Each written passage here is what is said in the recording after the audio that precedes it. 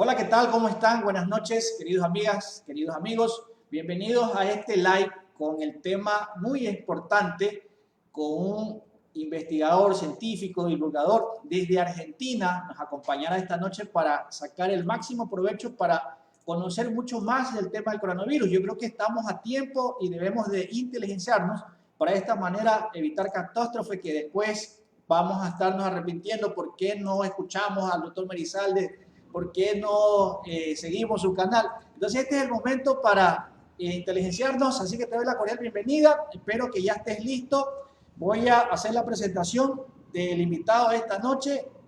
Es el doctor Jorge Prato Longo, quien cariñosamente siempre dice, dígame, profe Jorge. Él vive en Argentina, provincia de Córdoba, el corazón de Argentina. Entre sus títulos, sus logros profesionales tenemos que es profesor de educación física, profesor de tenis. A propósito, estuvo conociendo en Loja, estuvo ahí compartiendo, apoyando mucho, fortaleciendo el tema del tenis. Es tutor profesional de tenis, licenciado en educación física y deportes de alto rendimiento, analista en recursos humanos, doctor en ciencias de la salud y deporte, facilitador en neuropsicoaprendizajes, maestría en biología molecular y neurociencias, tiene un diplomado en bioseguridad en actividades deportivas y ostenta algunos cargos, tiene publicaciones como Tenis con los 5 sentidos en el 2013, Neurotenis 2014 y Neurobiología de las emociones y la educación física. Le doy la cordial bienvenida, profe Jorge, bienvenido, gracias por haber aceptado esta invitación. Bueno, usted fue quien me hizo la propuesta, me dice, Carlos, hay que hablar de este tema importante como es la bioseguridad ante el COVID-19 para los profesores de educación física, coaches deportivos. Sin más preámbulos, le doy la bienvenida, profe Jorge, bienvenido. Un saludo acá de Ecuador, provincia de Los Ríos. Hola, gracias Carlos, muy amable por permitirme ingresar a todas las casas en Ecuador de los amigos profe, de los entrenadores y bueno, y de todos aquellos que estén interesados en la bioseguridad en el deporte y en la educación física. Nosotros estamos pasando hoy por esta pandemia igual que ustedes y sabemos que no vamos a salir tan rápido, que no es que de hoy para mañana se va a acabar esto, entonces es muy importante que tengamos conocimientos y protocolos de bioseguridad para iniciar las actividades tanto deportivas como de educación física, en todos los ambientes, tanto los estatales como los privados. Perfecto.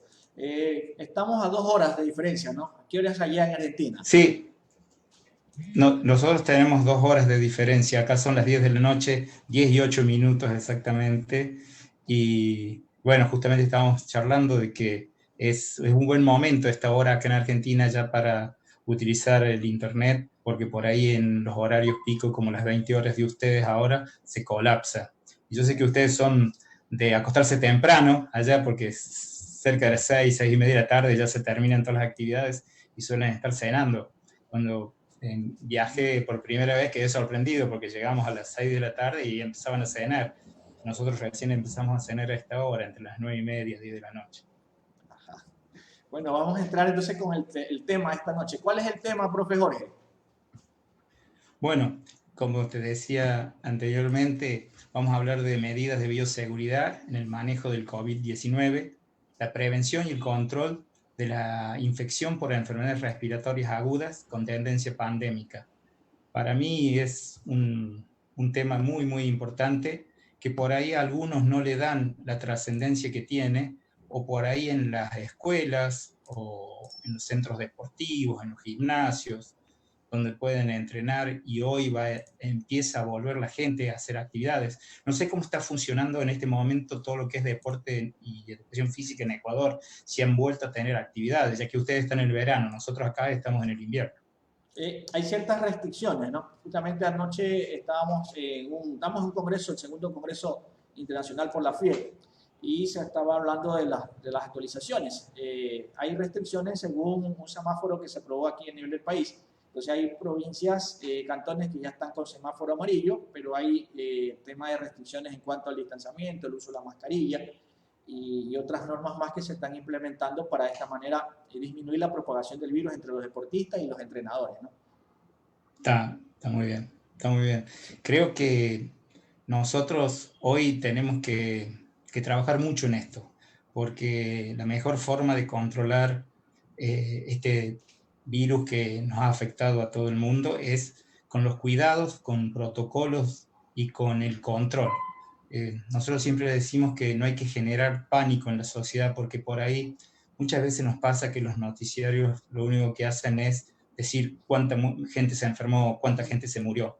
Y vos sabés que son muy pocas las veces que avisan o dicen cuánta gente ha salido de esto, porque mucha gente que se enfermó tuvo una evolución a veces asintomática, otra con síntomas leves, algunas hasta con síntomas agudas, pero se han salvado. Pero por ahí en la televisión siempre el tema de las muertes llama más la atención. Si Así ustedes es. ven los canales, no solo los canales informativos, por ejemplo, que empiezan a las 7 de la mañana aquí, todos los canales informan y vos lo único que ves son placas rojas que dicen murieron tantas personas, se enfermaron tantas.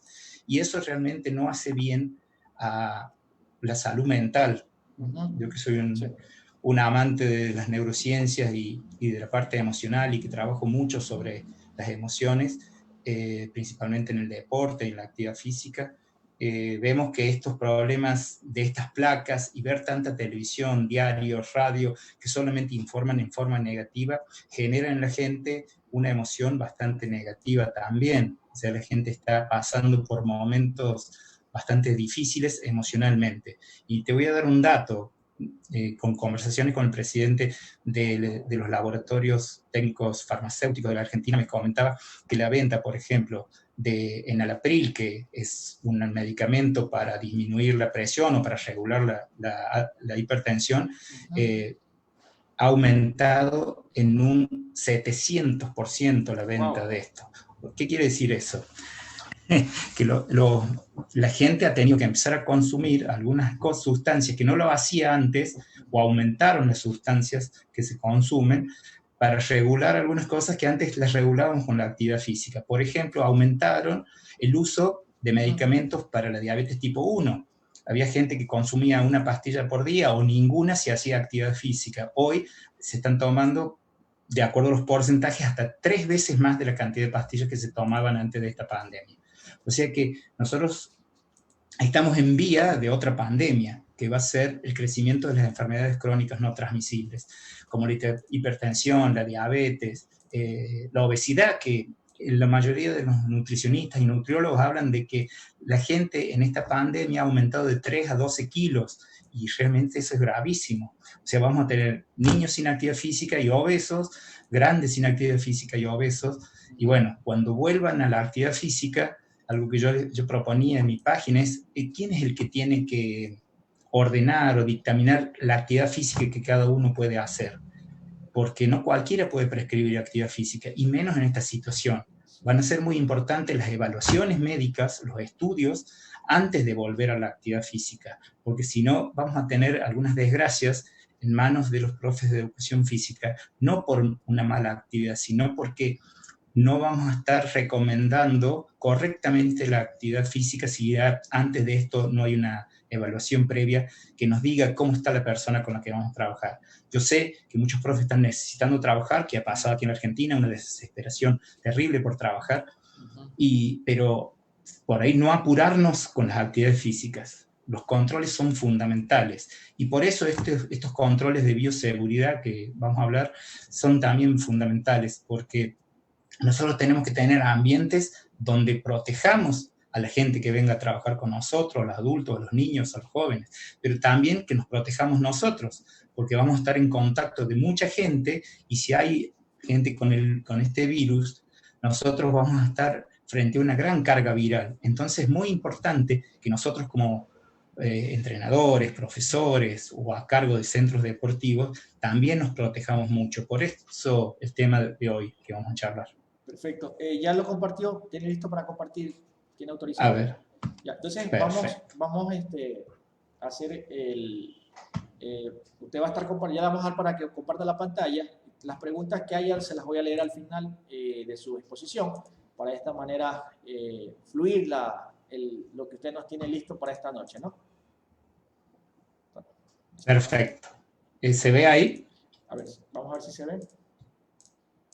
Un ratito que estamos alistando acá.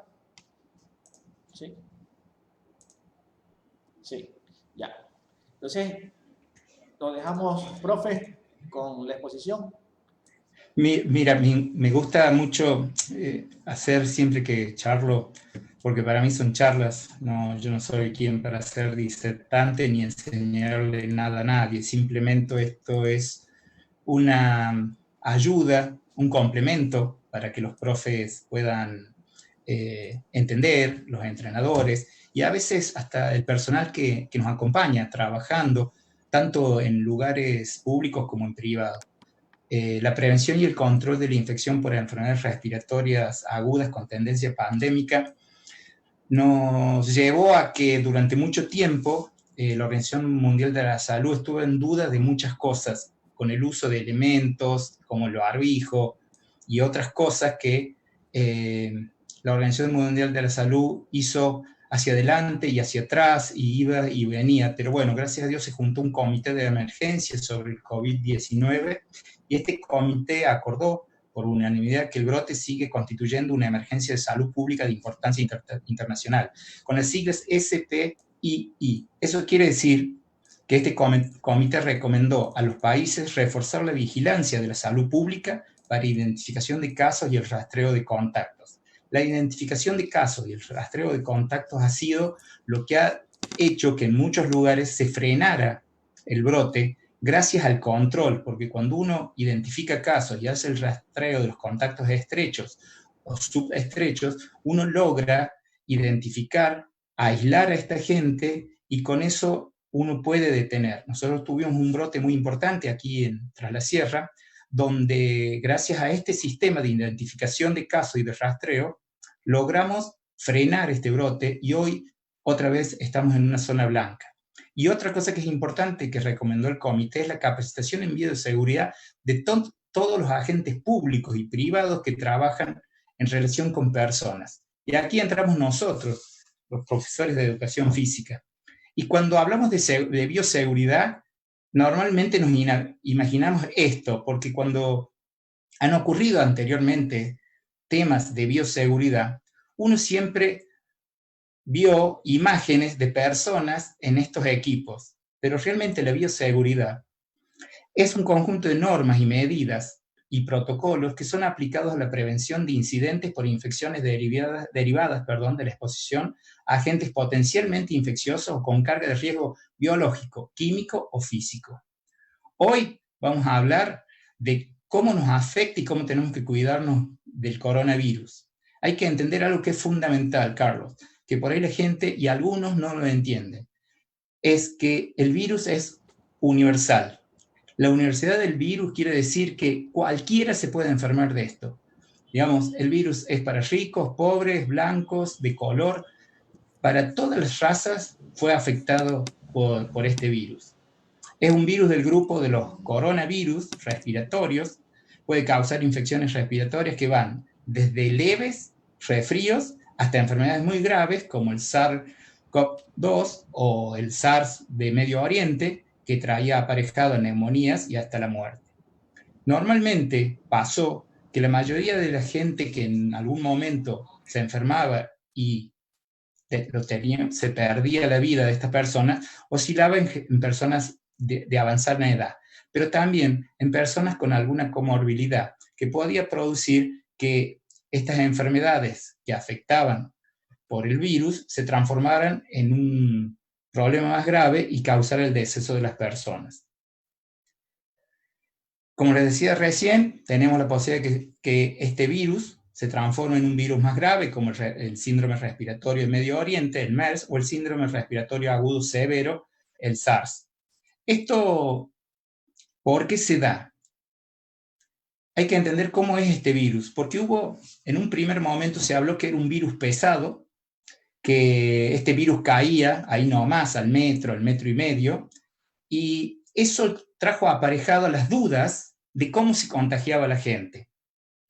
Esa apariencia que tiene el virus de corona, por eso se le da el nombre de coronavirus, son virus antiguos, no es que aparecieron ahora. Hace muchos años que se han descubierto los coronavirus, tanto en el hombre como en los animales.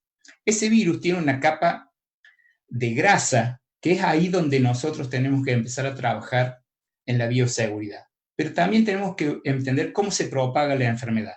Como te decía anteriormente, la Organización Mundial de la Salud puso en duda algunos temas, como por ejemplo si se contagiaba por vía aérea, había dudas, por eso primero decían que el barbijo solamente lo debía usar aquellas personas enfermas, no todo el mundo. Después decidieron que lo usara todo el mundo.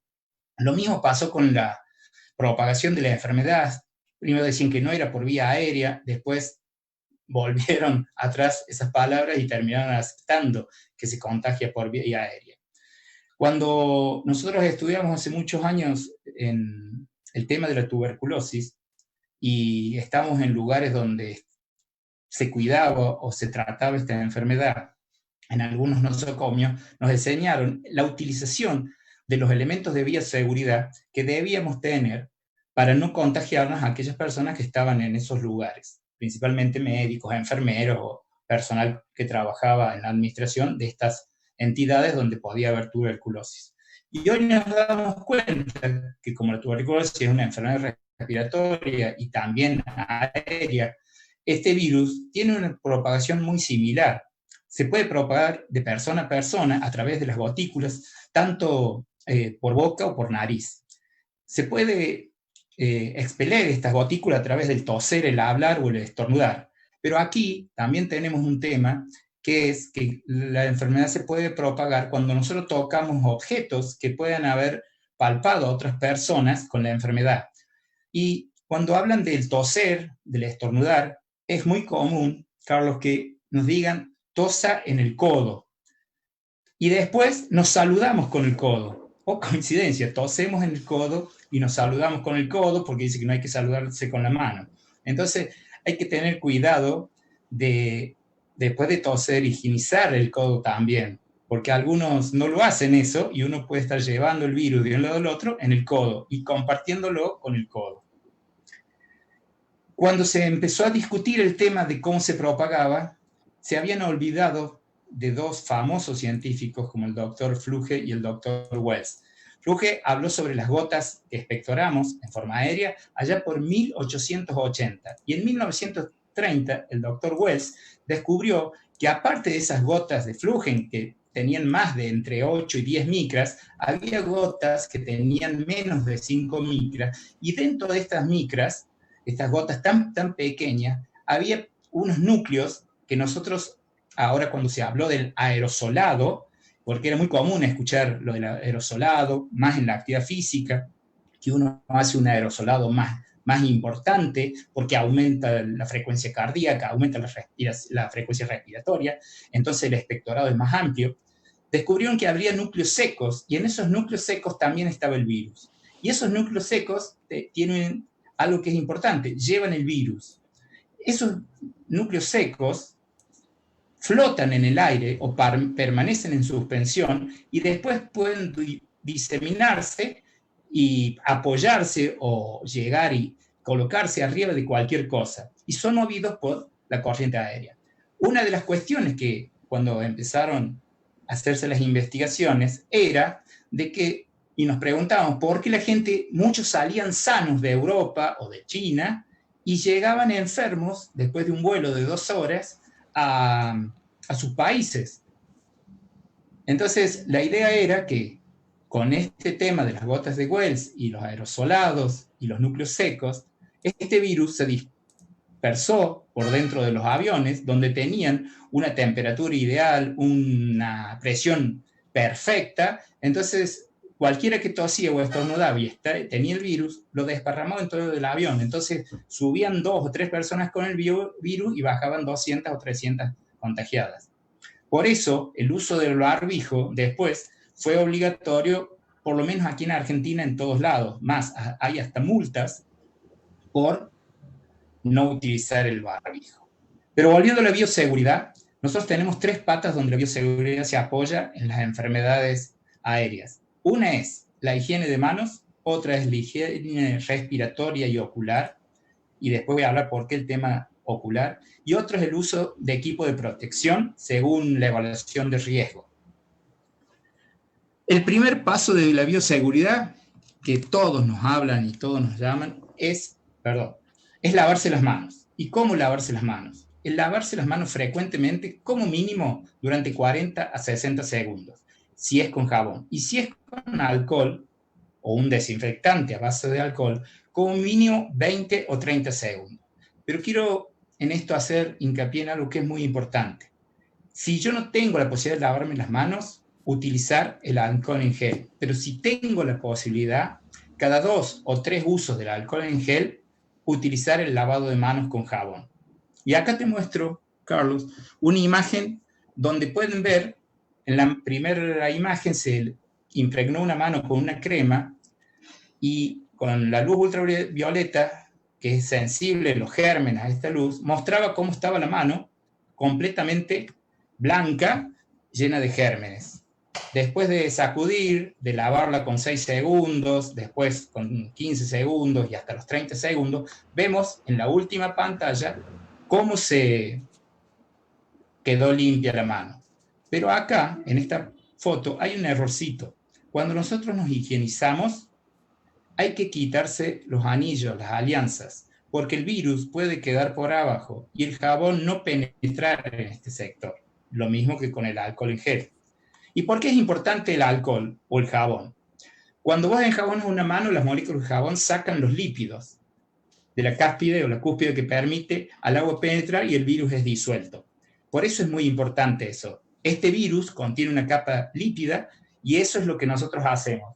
Cuando nosotros hablamos de cómo funciona el jabón, es lo mismo que hace el detergente en un plato que tiene grasa. Cuando uno pasa la grasa, lo que hace es desprenderla del plato y la reacción química que involucra el detergente o el jabón hace que los aceites o las grasas se disuelvan y con el agua corran. Por eso es tan importante el tiempo de lavado, de 40 a 60 segundos.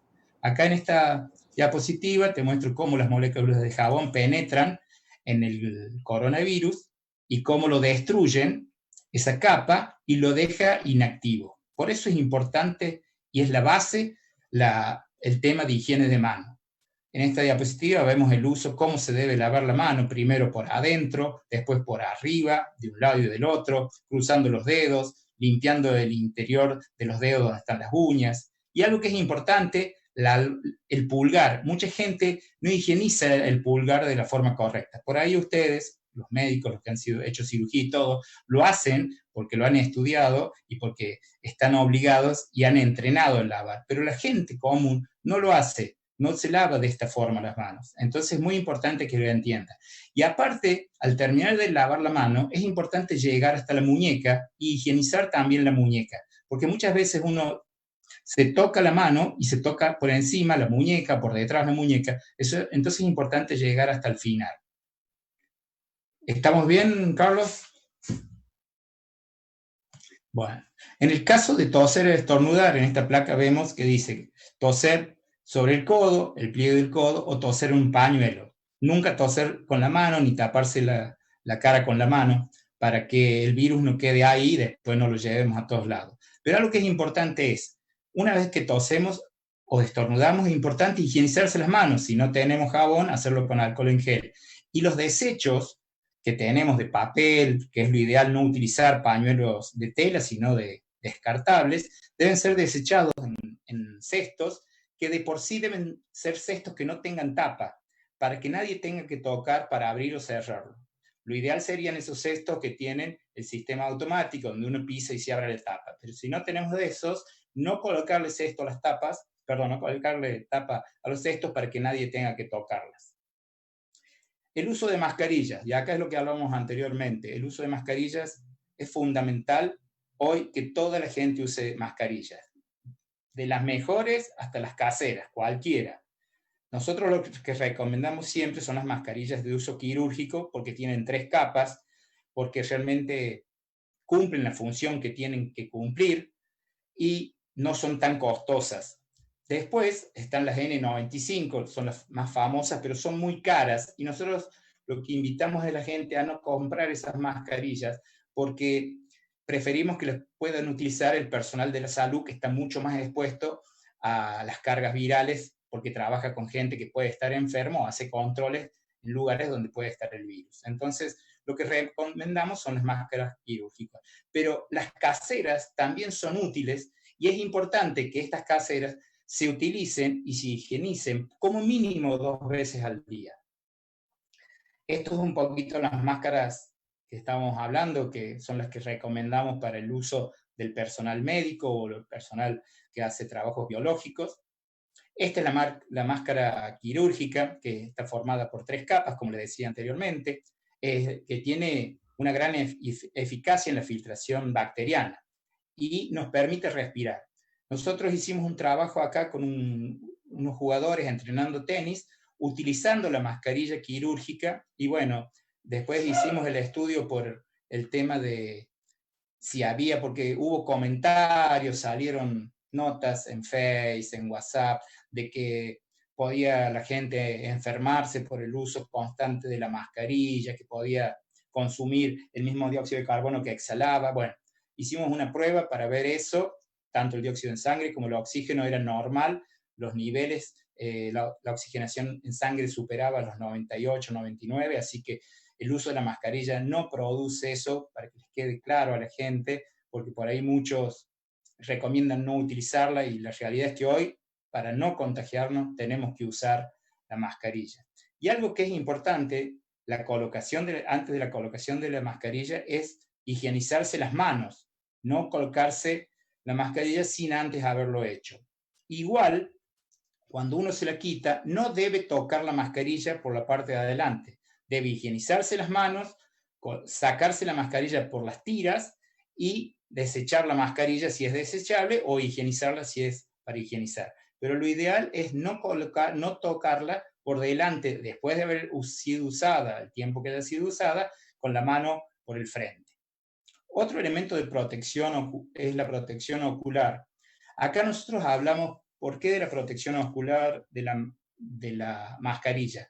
Porque nosotros hablamos de la T que tenemos en la cara, que forman los ojos, la nariz y la boca. Y lo que tenemos que proteger con este virus, que puede ingresar tanto por el área ocular, por la nariz o por la boca, es toda esta T. Y es importante entender que los elementos de protección deben usarse en conjunto, no en forma individual. Debemos proteger los ojos Debemos proteger nuestra nariz y boca siempre que estamos en contacto o hay riesgo de estar en contacto con el virus. Desde la salida de la puerta de mi casa hacia afuera, siempre la utilización del barbijo. Si estoy en algún lugar donde puede haber personas que estén enfermas o que no haya la seguridad de que sea un lugar sin el virus, debemos usar el barbijo, los lentes o la máscara o escafandra. Y algo que les quiero explicar por ahí a los profes, que yo he visto en muchos lugares que usan la escafandra o la máscara facial transparente, es que la máscara facial no tiene ningún sentido si no usamos barbijo. El barbijo se usa siempre, con o sin máscara, con o sin lentes. El barbijo, siempre que estamos fuera de casa, se debe usar. Otro de los temas es el uso de guantes. Y acá me quiero detener un segundito porque hay una falsa creencia de seguridad cuando usamos los guantes. Los que estamos acostumbrados a utilizarlos sabemos cómo desecharlos, cómo ponérnoslo y cómo quitárnoslo. Pero la gente que no sabe o no lo usa a menudo puede correr el riesgo de la falsa seguridad porque pueden tocar muchas cosas y como están con los guantes creen que no tienen posibilidad de contagiar o contagiarse al llevar el virus en los guantes. Por eso es muy importante entender cómo usarlos, cómo colocarlos y cómo descartarlos. Y solamente usarlos aquellos que tienen la necesidad. El común de la gente no tiene por qué usarlo. Lo deben usar principalmente todas las personas que están en el área médica, en el área de enfermería, en el área de la bioquímica, todos aquellos que pueden estar mayormente expuestos y que tienen el conocimiento de cómo utilizarlos y descartarlos. Aquí un poquito los 3 tipos de guantes que hay, de nitrilo, vinilo y látex. Los 2 primeros son muy usados por aquellas personas que pueden tener alguna afección al látex, y los que no tengan problemas con el uso dermatológico de los guantes de látex pueden usar cualquiera, los que tienen los guantes de látex, que son los más económicos.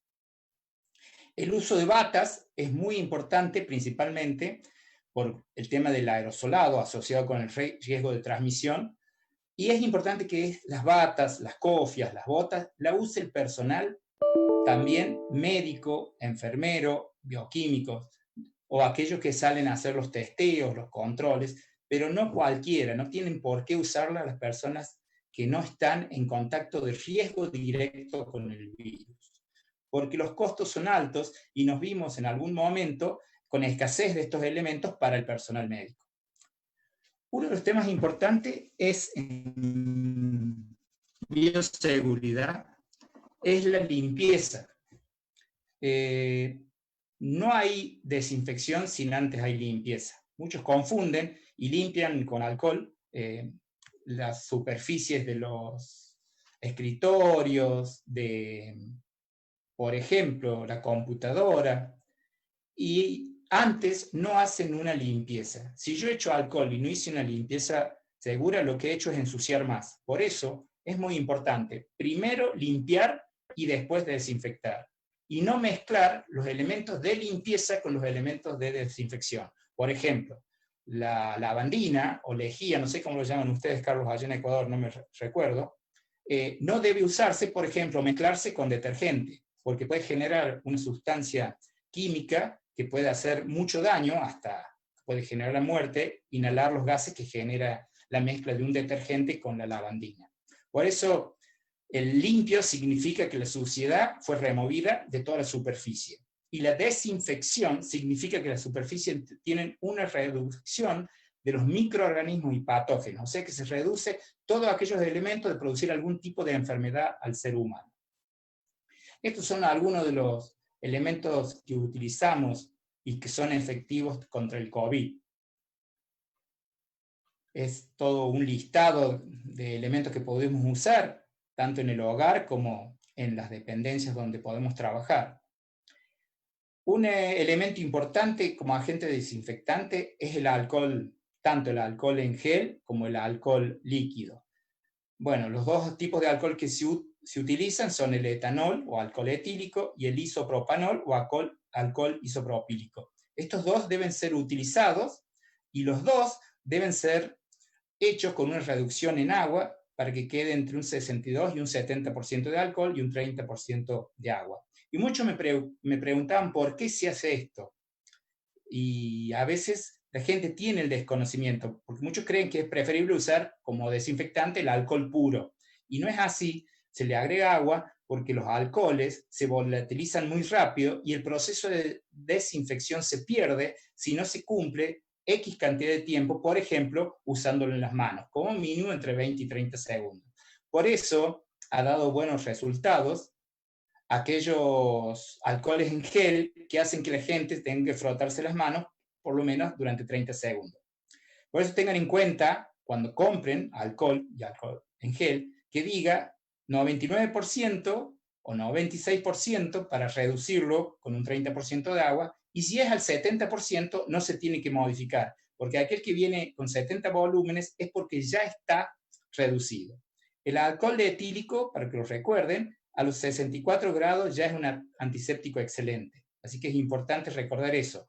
Verificar antes de comprar cómo es el alcohol. Si está a 96 o 99 volúmenes o a 70. Si está a 70, no tocarlo, no agregarle agua. Si está a 90, agregarle el 30% de agua. Al igual que el lavado de manos, el alcohol en gel sirve para prevenir el coronavirus, pero hay que seguir un protocolo tan importante como el de lavado de las manos. El uso del alcohol en gel siempre debe estar intercalado con un lavado de manos. O sea, tenemos que tratar en algún momento de la jornada de trabajo o de actividad, lavarnos con jabón. Acá también los alcoholes en gel vienen al 62 y al 95%. Me imagino que en Ecuador, igual que en todos los países de Sudamérica, tienen esta misma nomenclatura. Esto es algo importante cuando vamos a ingresar a nuestro espacio de trabajo, sea la cancha de básquet, de vóley, el gimnasio, todo lo que, lugares donde ustedes puedan trabajar. Por ejemplo, nosotros dividimos en 3 espacios. El espacio rojo, que es el virus circulante, o sea que es fuera de donde nosotros trabajamos, en la calle, en los bares, en el autobús, en el tren, donde nosotros podemos estar en contacto con el virus. Cuando nosotros trabajamos debemos armar un espacio de sanitización y desinfección, que nosotros llamamos el espacio amarillo, y en ese espacio se debe sanitizar a todas las personas que ingresen a mi local o a mi gimnasio o a mi centro deportivo o a mi centro de actividad física o a la escuela, para que después podamos ingresar a la zona blanca, que sería dentro de la institución, totalmente libres y desinfectados. ¿Qué es importante? Que este espacio de sanitización sea previo al ingreso, que no se pueda pasar de la zona roja a la zona blanca directamente, que nadie pueda pasar, ningún personal. No puede haber ingresos por lugares a la zona blanca sin haber pasado por el espacio de sanitización. Es importante sanitizar todo el cuerpo con lavandina o amonio cuaternario o alcohol en gel diluido. Acuérdense que la piel, la cara, el pelo, las manos, no se deben utilizar ni lavandina ni amonio cuaternario, el famoso DDAC. Eso solamente es para superficies o para indumentaria, pero no para la piel. Así que cuando hagan la desinfección de las personas, lo ideal es hacerlo con alcohol diluido.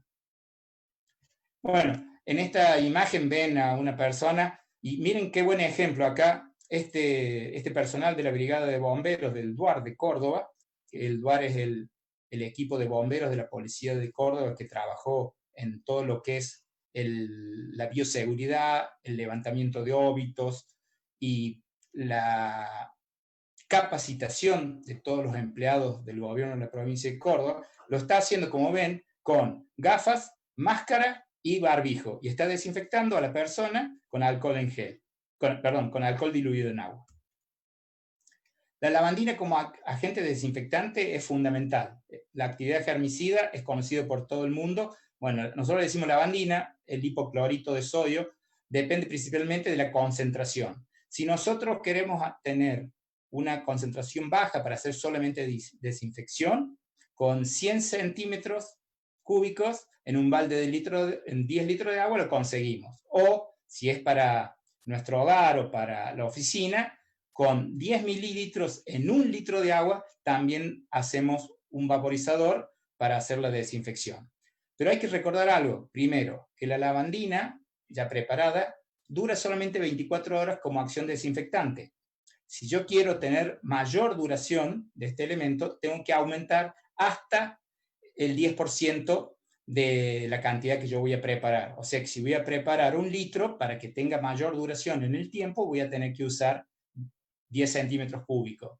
El riesgo de esto, que ya con esa cantidad de lavandina, se puede manchar la ropa, puede ser agresivo hacia la piel, entonces esa lavandina preparada debe ser cubierta y debe ser marcada para que la gente sepa con lo que está usando.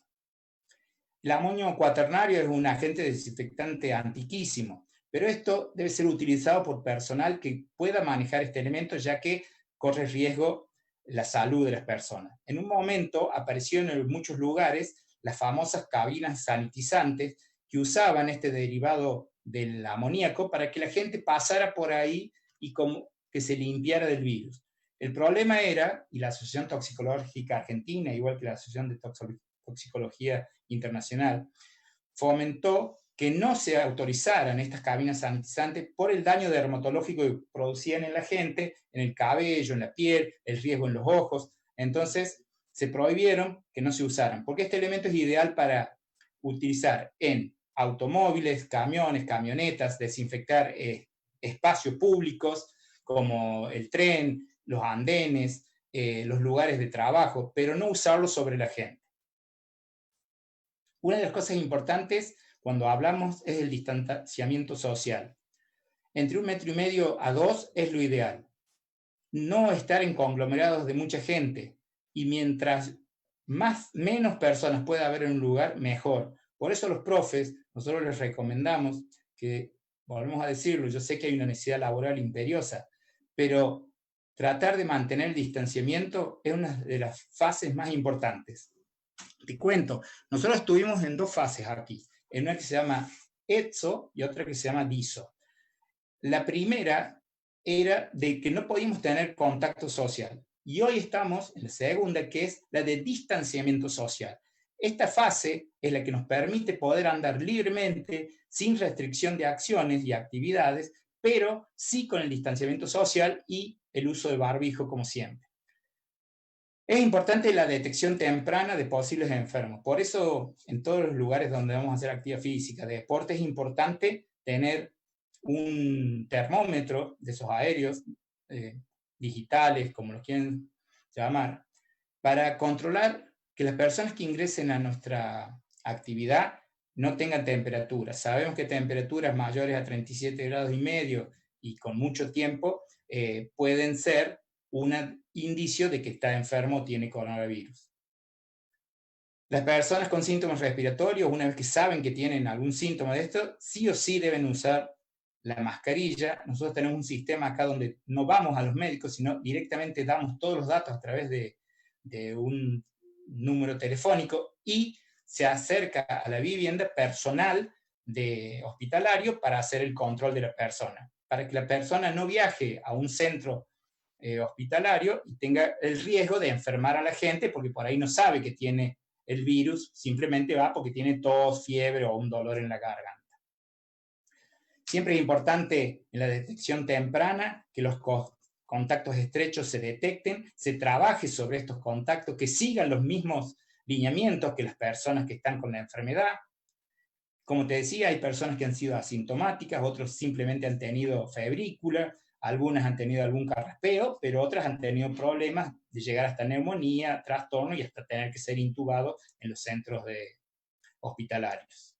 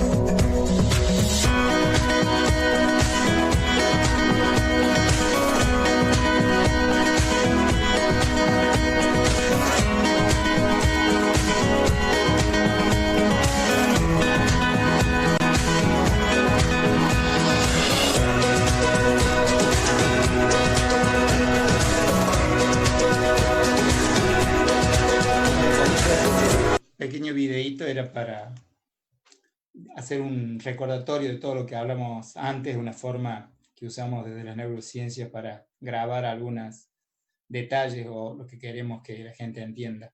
Y, Carlos, en la lucha contra el virus lo importante es no generar pánico, sí prevención, sí control y sí cuidado. Así que les agradezco mucho la atención que han tenido y dispensarme este tiempo, porque creo que entre todos, cuidándonos, vamos a cuidar a nuestros amigos, a nuestros alumnos, a nuestros semejantes. Y eso es lo más importante, poder cuidarnos todos. Muy bien. Perfecto. Gracias, profe Jorge. Su explicación fue breve, clara y concisa. De pronto, para las personas que ya han pasado esta situación, siempre no está de más volver a retroalimentar, a recordarlo. Aquí hay unas preguntas, profe. Sí. La bandina dice, ¿estamos hablando de qué? ¿Es cloro? Sí, hipoclorito, no cloro, hipoclorito. Hipoclorito, eso, ¿ya? Hipoclorito, exacto. Perfecto. Hipoclorito. Ya, aquí hay... Y... Esa pregunta la hizo Andrés. Aquí tengo otra pregunta. ¿Cómo sería la práctica de deportes grupales sin exponerse al riesgo? Ahora ya se observa la práctica profesional del fútbol a nivel internacional. ¿Qué medidas son las adecuadas, profe Jorge? Mira, nosotros aquí en Argentina todavía no están autorizados los deportes grupales. Se ha empezado con un protocolo de ingreso a la actividad en conjunto, primero no haciendo deportes donde participe un elemento para todos, o sea, no utilizar elementos que puedan tocar a otras personas. Sí, lo que se llama acondicionamiento físico previo. Eso sí se está haciendo con los equipos de grupo, pero con personas reducidas, o sea, con personal reducido, no más de 6 o 8 personas en los grupos. Todas las personas antes de iniciar esta actividad deben tener el hisopado negativo. Nos ha pasado que algunos equipos de fútbol empezaron, como el caso de mi querido Boca Juniors, que empezó la actividad y bueno, se han detectado algunos casos, por eso, bueno, esas personas fueron aisladas y suspendidas. Nosotros solamente en la Argentina, y principalmente en mi provincia, en Córdoba, se han autorizado los deportes individuales, las actividades físicas individuales. A partir de esta semana se iniciaron las actividades en los gimnasios con un protocolo muy, muy estricto, donde la gente para ingresar debe hacer todas estas medidas de bioseguridad. La misma persona que va al gimnasio debe llevar sus elementos de bioseguridad, desinfectar. Por más que lo haga la gente del gimnasio antes de ingresar, desinfectar todos los elementos, ellos también deben desinfectarlo antes y después. Y en las actividades, principalmente, se proponen las actividades al aire libre. Por ejemplo, los gimnasios solamente se autorizan a aquellos que tengan una superficie equivalente a 12 metros cuadrados por persona. Eso es entre 3 metros o 4 metros a la redonda para que no haya contacto con las personas. Y solamente se han autorizado actividades de baja intensidad. Se está haciendo una prueba de 14 días con esta actividad para ver cómo evoluciona, si hay casos, si suceden casos dentro de la actividad de los gimnasios, entendiendo que los gimnasios, en un listado que dio la Organización Mundial de la Salud y el Comité de Prevención, era uno de los lugares más proclives a que la gente se enfermara o pudiera contagiarse, ya que la temperatura corporal aumenta en los gimnasios, el expectorado aumenta en el gimnasio. No sé si ustedes han visto cuando hacen spinning, que por ahí se vaporizan los vidrios, se llena como una neblina, y eso es porque la gente expectora mucho más. Entonces, como en los riesgos que hemos conocido recién del vuelo del coronavirus, sabemos que se mantienen en el aire entre 15 y 20 minutos estas partículas o núcleos de Wells. Entonces, es importante que la gente utilice el barbijo, utilice la parte de los elementos de higiene y bioseguridad, pero nosotros estamos tratando de preservar las actividades grupales a poca gente y sin uso de elementos para compartir. Perfecto. Aquí hay otra pregunta. Dice, tengo una pregunta. ¿Estos químicos con el tiempo ocasionarán problemas en la piel o en los ojos? Mira, si se usa en las medidas especificadas, no lo hacen. Seguramente, por ejemplo, cuando uno se limpia con alcohol las manos y no con jabón, si después te pones un guante, sí puede generar una reacción dermatológica. Puede pasar, ha ocurrido. pero si uno utiliza, antes del guante, utiliza jabón blanco, no sé, principalmente no hay que usar jabones perfumados y después colocarse un guante arriba, por ejemplo. Pero, mira, recién leí una nota muy linda del ALSE, donde decía que las pandemias estas que ocurren alrededor de cada 100 años, y bueno, sabemos de la gripe española en 1918, ahora esto, dice que traen aparejado otras situaciones en la gente por unos 5 o 10 años hacia adelante. Porque todos estos sucesos que vamos teniendo, como hablamos hace un ratito sobre la proliferación de las enfermedades crónicas no transmisibles, culpa de la falta de actividad física, esto lo vamos a ver hacia adelante. Por más que mañana termine esta pandemia, hay algunas cosas que van a quedar. Lo mismo con estudios que se han hecho sobre afecciones que produce este virus a nivel neurológico, a nivel del cerebro, a nivel del riñón.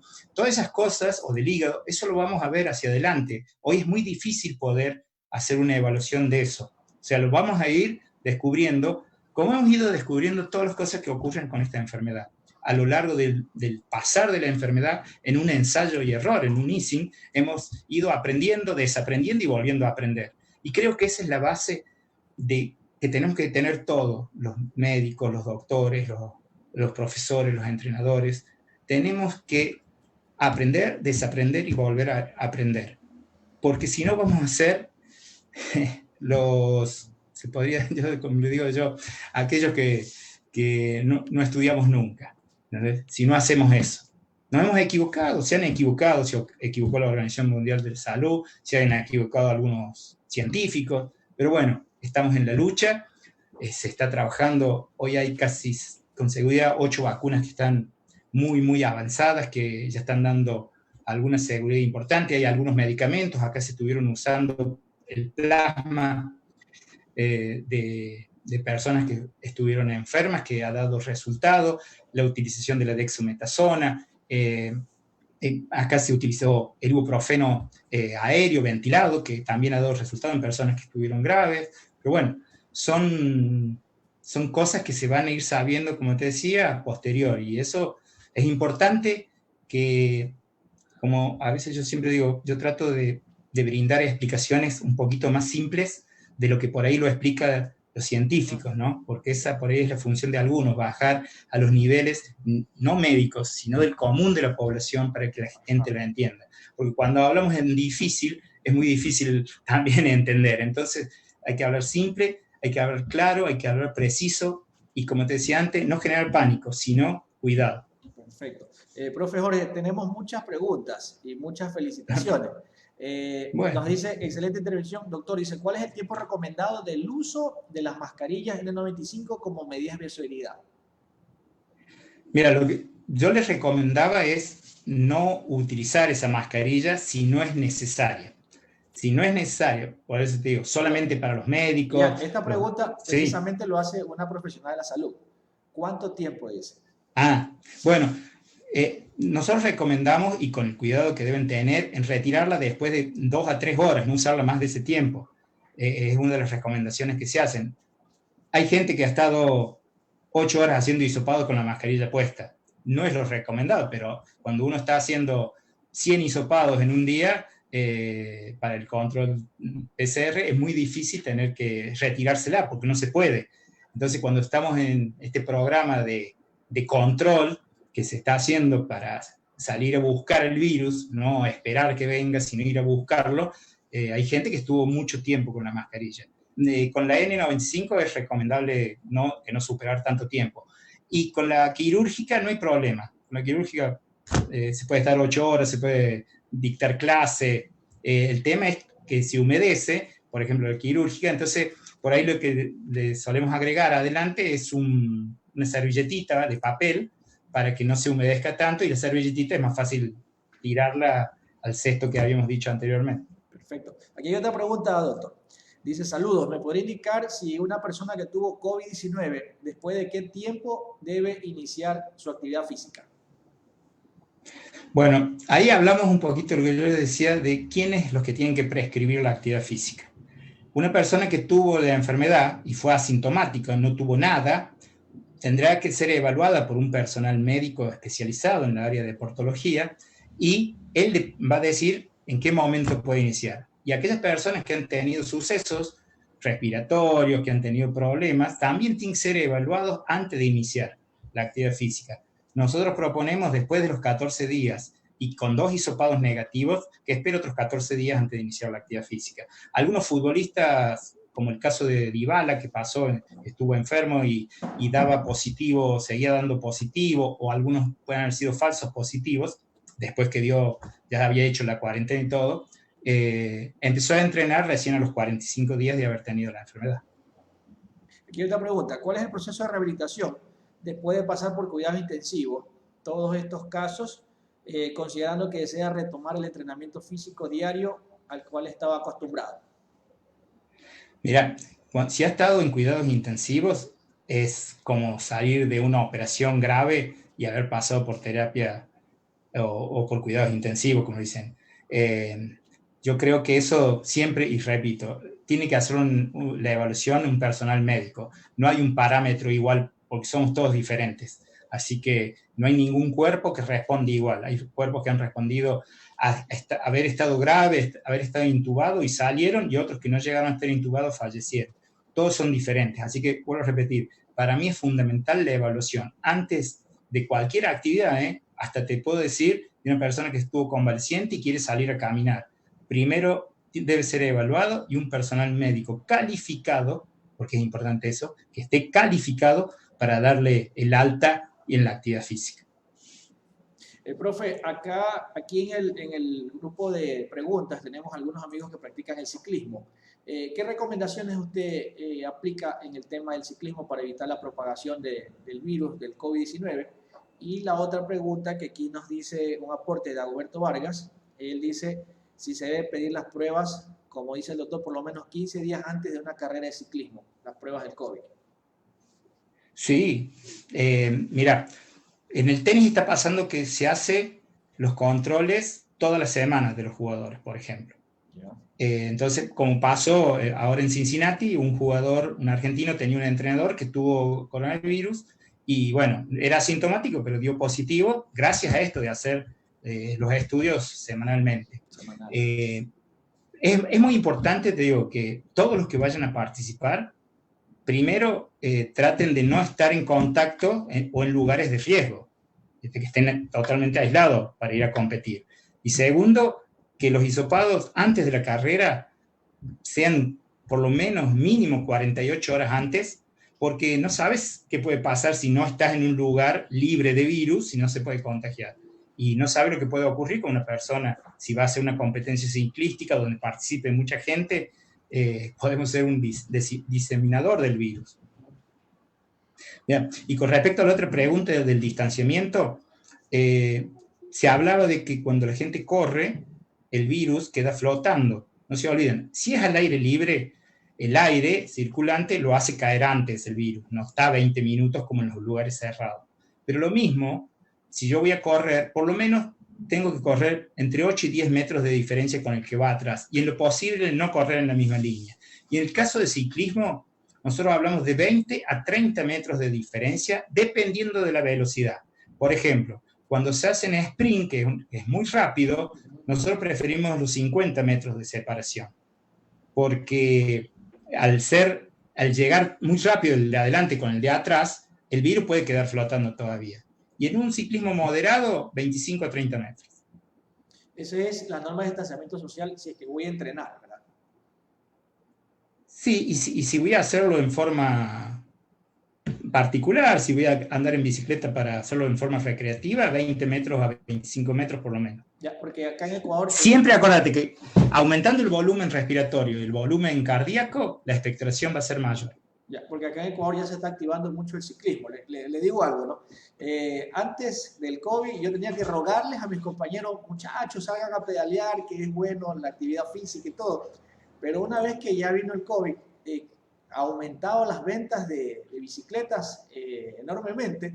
Cada familia tiene bicicleta y ahora bastante ciclismo. Se pelean por salir. Se pelean por salir, entonces ahora me insisten a mí y yo no les quiero salir por el tema de este distanciamiento social. Entonces hemos hecho muchos videos donde se explica las normas de distanciamiento y todo. Entonces, si vamos a una velocidad leve, yo creo que sí podemos usar la mascarilla, ¿verdad? Pero ya moderado... Sí. Mira, yo siempre hablo porque el tema de la mascarilla ha generado muchas dudas y mucho... la realidad es que la mascarilla quirúrgica la podés usar todo el tiempo. Y vos, si has hecho cirugía, sabes lo que estar 8 horas o 5 horas en una cirugía. Y ahí sí que uno respira rápido, ¿no? Con el corazón trabajando a 160, 170 pulsaciones, la respiración igual. Cuando uno hace actividad física, y yo lo llevo siempre al esquí alpino. Si alguno conoce lo que es el esquí alpino, es una prueba terrible de esfuerzo, principalmente en ascenso, donde subís a 2.000, 3.000 metros o más de altura, y después descendés en esquí. El ascenso se hace con los esquís, con un sistema que tienen los esquís de una piel que se usa para que se enganche y pueda subir con tracción. A 2.000 metros de altura, con el frío que suele hacer a esa altura, pensando que baja 1 grado la temperatura, no a Ecuador, porque Ecuador a los 3.000 metros hace 26 grados, lo he vivido y lo he sufrido, pero sí, en otros lugares baja la temperatura a menos de 0 grados. ¿Vos pensás que una persona sin una mascarilla podría respirar? Y hace un esfuerzo terrible. Trabajan a 200, 210 pulsaciones los entrenados, por supuesto, y trabajan con una máscara. Está bien que una máscara especial, pero utilizan una mascarilla. Así que salir a hacer actividad física moderada, cuidada, controlada, con una mascarilla, no afecta en nada. Si voy a hacer recreativamente, pero te voy a repetir, creo, no cualquier mascarilla, siempre hablo de la quirúrgica porque es la que nos permite respirar bien. Por ahí una mascarilla de tela que arma la gente en su casa, uno no sabe qué tela utilizó y ahí sí puede haber riesgo. Entonces, mi recomendación es ese tipo de mascarilla. Y otra cosa que me olvidé, que no lo dije ahí, porque recién cuando venía de mi centro de entrenamiento, en la calle encontré una mascarilla tirada.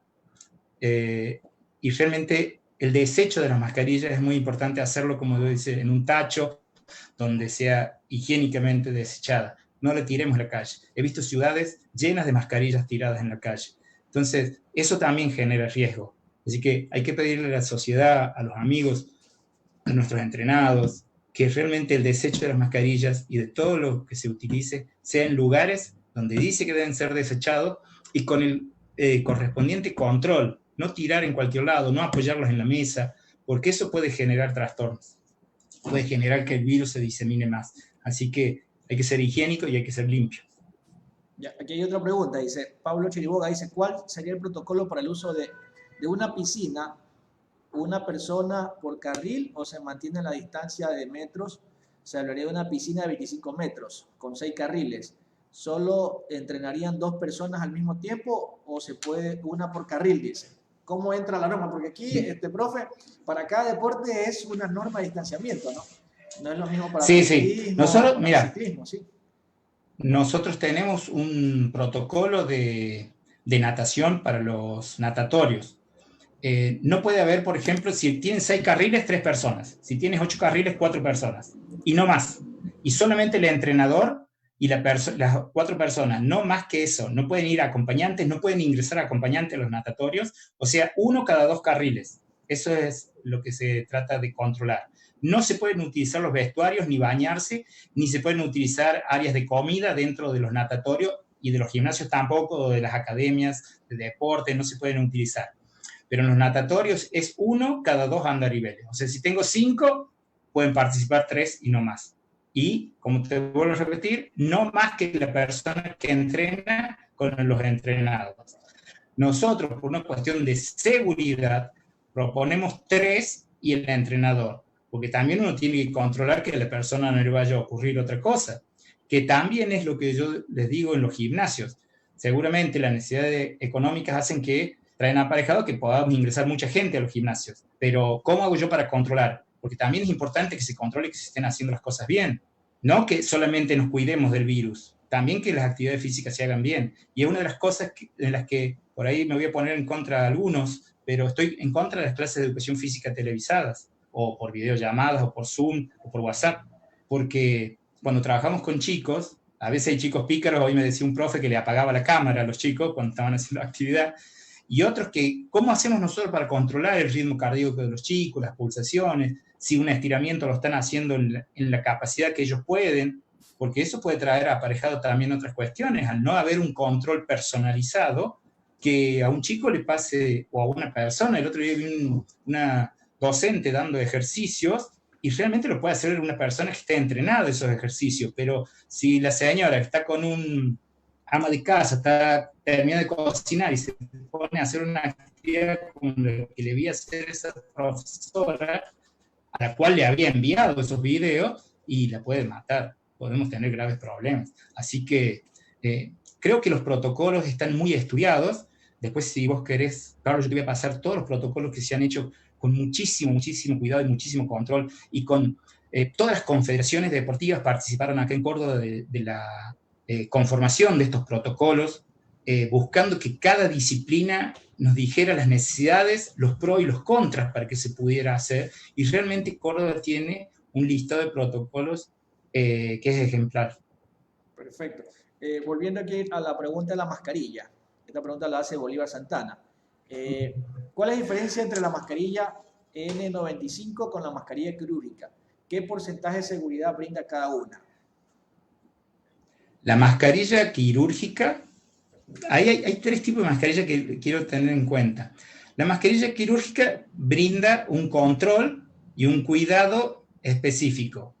La N95 es una mascarilla que tiene mucho más control, pero también, como le decía no sé si una doctora o bioquímica la que había hablado recién, el uso de esa mascarilla tiene que ser menos tiempo, porque sí es mucho más cerrada, no permite la ventilación normal, solo se hace por una boquilla que tienen esas mascarillas, y algunas de estas mascarillas tienen un sector interno que se cambia, otras que no. Entonces el uso de esta, dependiendo del ambiente donde se estuvo, es el tiempo. Pero para mí, como te vuelvo a repetir, la que más se debe utilizar, o la más común, es la quirúrgica, es la más sencilla, también son las más económicas. Y debo repetir, creo que la N95 solo debe quedar a aquellas personas que lo usen en lugares con riesgo del virus. Perfecto. Aquí hay otra pregunta. ¿Se puede, mediante un test de esfuerzo, verificar un test de esfuerzo verificar si tiene afección pulmonar sin pasar por valoración médica? No, yo no estoy de acuerdo con eso. Yo preferiría, porque hay que ver qué tuvo la persona. Por ejemplo, si tuvo una neumonía, o sea, tuvo una complicación, si fue unilateral, bilateral. Un test de evaluación física o respiratoria no me va a decir si tuvo otras anomalías. Más, nosotros habíamos propuesto hacer un estudio en nuestro centro de alto rendimiento en Córdoba, desde una tomografía computada, una TAC. ¿Por qué? Porque para saber si no había tenido algunas situaciones que se han visto estudiadas neurológicas. Sabemos que ha habido pequeñas aneurismas después de estas situaciones. Acuérdense que aquella gente que estuvo hiperventilada, que estuvo con ventiladores artificiales, tuvieron falta de oxígeno. Hubo niveles de oxígeno en algún lugar, alguna célula no llegó el oxígeno. Así después haya sobrevivido, se haya recuperado. Hay muchos casos, por eso es muy lindo leer información científica de todas estas cosas, porque por ahí si vamos al Facebook, al WhatsApp, o al mismo Google, por ahí encontramos de todas noticias. Es importante leer y estudiar evidencias científicas claras, precisas, porque de ahí podemos sacar muchos estudios que se han hecho y saber o verificar cuáles son las mejores cosas que podemos hacer para saber si una persona puede volver a la actividad física. Nosotros tuvimos en mi academia 2 chicos que fueron asintomáticos, que tuvieron la enfermedad, que volvieron después de hacer un estudio que nosotros lo hacemos en el centro de alto rendimiento, donde se le hicieron todas esas cosas y bueno, eran asintomáticos, no tuvieron nada, pero bueno, quisimos ver a nivel sanguíneo cómo estaban, a nivel del cerebro, del sistema nervioso central, se le hicieron otros chequeos, ¿viste? Porque algunas personas quedaron con algunos deterioros cognitivos y neurológicos, entonces no sabemos qué afecta, por eso digo, esto nos va a llevar un tiempo largo de determinarlo, por eso empiecen con cuidado y no dejen de conversar con el doctor Carlos antes de iniciar las actividades físicas. De pronto ya no vas a quererme escuchar. Aquí hay un aporte de Hernán Mise. Dice, felicitaciones por su labor, doctor Marisal, y agradecimiento al doctor Pratolongo por despejar muchas dudas al personal que estamos incluido en la actividad física en el Ecuador. ¿Cuándo está de vuelta, profe? Por acá, por Ecuador, ¿no? Bueno, mira, hace una semana atrás hablaba con un gran amigo que tengo allá en Loja y me invitaba, y dice, ¿cuándo va a pasar esto para que vuelva? Realmente se hace difícil hoy, pero a mí me encanta Ecuador, realmente tengo grandes amigos, la pasé muy, muy bien. Creo que hice, no sé si formé muchos jugadores de tenis, pero sí saqué como 300.000 campeones para la vida allá en Loja, ¿viste? Que eso es lo importante cuando uno hace deporte, sacar campeones para la vida, no para el deporte solamente. Que eso es lo que intentaba. Y hacer amigos, que es lo más lindo que hay, porque hoy el recuerdo que uno se lleva y que se ve que ha quedado de mí allá ha sido este, porque todo lo que me hablan con muy buena alegría y eso a mí me llena el corazón. Realmente me emociono mucho cuando hablo de Ecuador porque viví muy bien, disfruté muy mucho y bueno, fue un paso, no me pude quedar por cuestiones laborales, por ofrecimientos, por otros trabajos que tuve, hoy como asesor de deportes en el gobierno de Córdoba, entonces estas obligaciones por ahí nos llevan, nos impiden a veces viajar a todos los lugares que uno quiere viajar, pero gracias al tenis estuve por todo lo que es Latinoamérica y a mí me pone muy contento poder visitar y recordar a amigos con los que compartí días hermosos en todos los países que estuve y bueno, principalmente ahí en Loja que disfruté mucho mi estadía allá.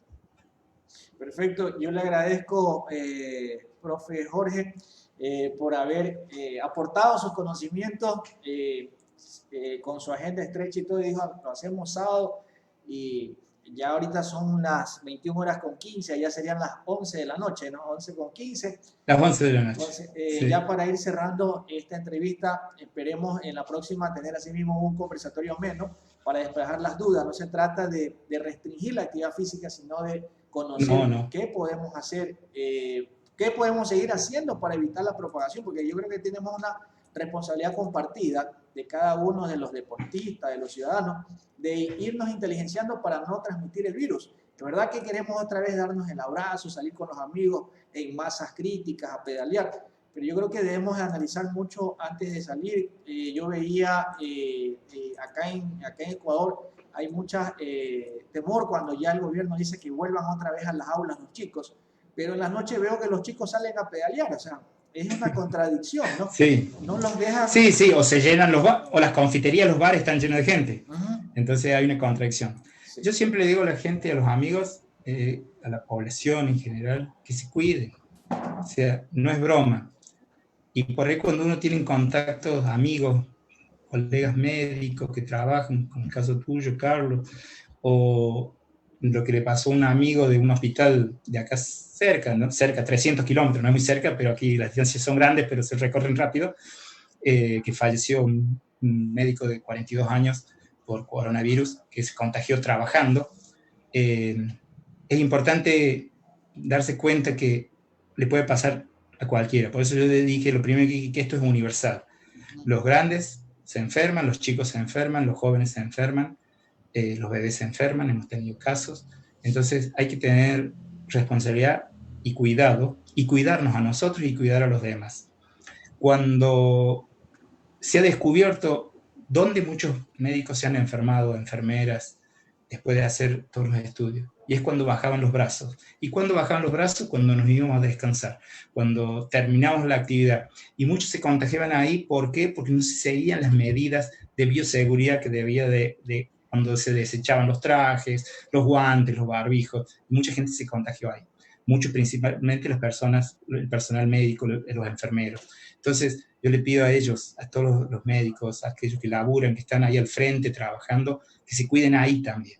Que cuando nos relajamos es el lugar más inseguro. Entonces, hacer todas las medidas de bioseguridad antes de ir a relajarnos. Y el lugar de relajarnos también tiene que estar constantemente limpio, desinfectado, para que cuando el médico vaya a descansar tenga un lugar seguro, para que no nos pase lo que le pasó a mi amigo. Perfecto. Yo le agradezco muchísimo, profe Jorge. esperamos en algún momento estrecharnos esos abrazos, de pronto Sí. sea en Ecuador o en Argentina. Sus palabras finales ya, profe, para el cierre de este conversatorio. Bueno, mira, espero que podamos algún día hacer un conversatorio sobre neurociencia, aprendizaje y emociones, que es lo que a mí me apasiona, hablar sobre el cerebro y aquellas cosas que por ahí ocurren y que por ahí no tenemos todo el conocimiento de cómo trabaja nuestro motor cognitivo. Así que algún día que nos juntemos vamos a charlar sobre eso y también para los profes, para el deporte, cómo es la neuroeducación física, algo que estamos trabajando mucho ahora. Así que, pero gracias por permitirme, como te dije antes, entrar a los hogares de muchos amigos allá en Ecuador, de mucha gente, y principalmente, repito, responsabilidad, cuidarnos y cuidar a los demás. Esa es la base de la bioseguridad, cuidarnos y cuidar a los demás. Y usemos el barbijo, con eso vamos a estar totalmente seguros. Y de lo que vos decís del abrazo, de darse la mano, tengo una foto de un médico y un enfermero abrazándose después de una jornada, y yo tomé, porque ellos estaban con la escafandra, con los equipos, con ese equipo que vimos al principio, amarillo, bueno, estos eran celestes, tomé la foto y miré los ojos, y vi el abrazo de ellos dos en los ojos. Así que sigámonos mirando, porque con la mirada mostramos ternura, mostramos cariño, mostramos unión, y eso es lo importante, que esa unión la mantengamos por más que tengamos que usar el barbijo y no nos podamos abrazar, porque de esto salimos entre todos, no hay otra forma. Perfecto. Hemos llegado a la parte final de este conversatorio. Yo eternamente agradecido a todas las personas que se han conectado y han estado interactuando aquí. Sin más que decirles, me despido. Esperemos tener otra oportunidad con el profe Jorge, que él es el doctor en actividad física y deporte, pero cariñosamente siempre ha pedido que le digamos profe Jorge. Un abrazo para todos, feliz noche. Soy Carlos Medizal de Peñafiel. Te envío un abrazo, innovador de salud. Nos vemos en un próximo momento. Feliz noche. Un abrazo grande, que la pasen muy bien.